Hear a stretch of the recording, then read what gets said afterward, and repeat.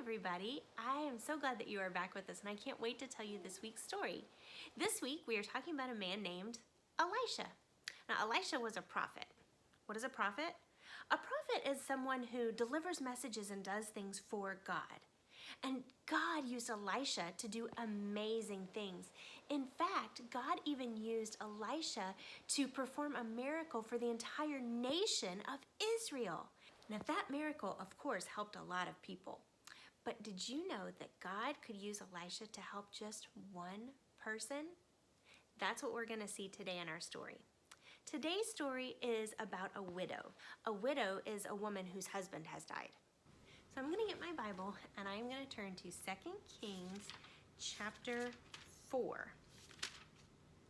Now, this widow was in a really desperate situation. She didn't have any money and she was trying to raise her 2 boys. So she called out to Elisha because she knew that her husband had been a faithful servant of God. And of course, Elisha was a faithful servant of God.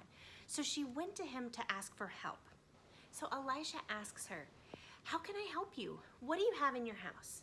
And she tells Elisha that she doesn't have anything in her house except for a small bit of olive oil. So Elisha tells her to go to all of her neighbors. He says in verse 3, "Go around and ask all your neighbors for empty jars. Don't ask for just a few."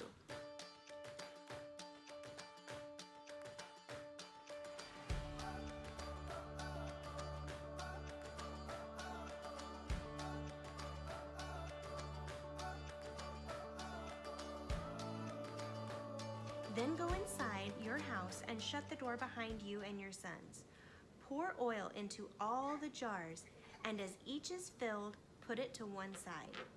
Her sons brought her all of the jars, and she started pouring the oil, that little bit of oil, into all of these jars, and the oil just kept flowing.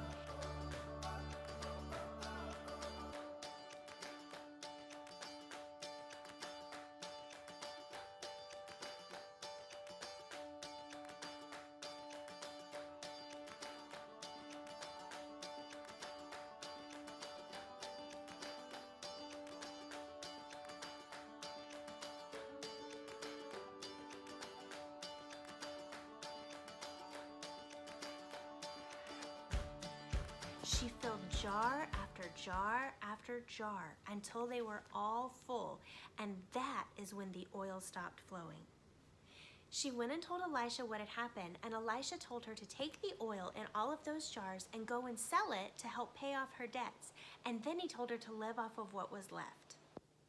Now, that is an amazing story of a way that God used Elisha to perform this miracle. But what is really cool about that is that God had just used Elisha for the entire nation of Israel. And now he is using him for just one woman and her 2 sons.